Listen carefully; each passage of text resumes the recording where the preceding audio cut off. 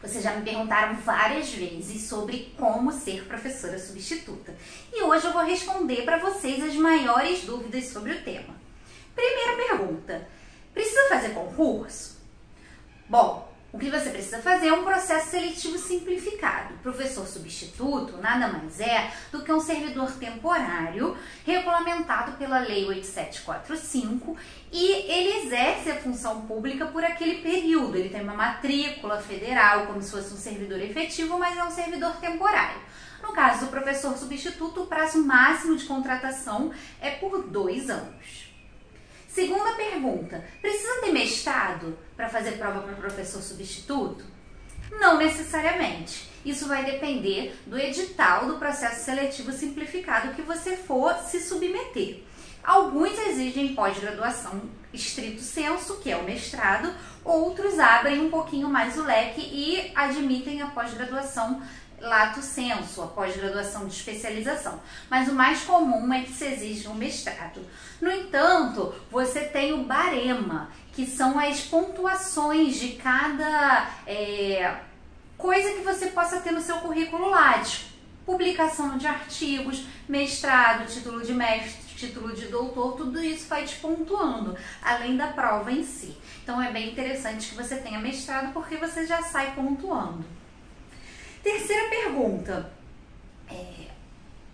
como é o exercício dessa função de professor substituto? É um exercício bem similar ao de professor efetivo. Você dá as suas aulas numa universidade federal e você exerce esse cargo como se você fosse um professor efetivo, mas você tem um vínculo mais frágil, um vínculo mais curto com a instituição. Mas o exercício do cargo se dá de forma muito similar. Você leciona, você pode orientar alunos, participa das reuniões do conselho com direito de voz, mas não com direito de voto. Se fosse efetivo, teria o direito de voto também.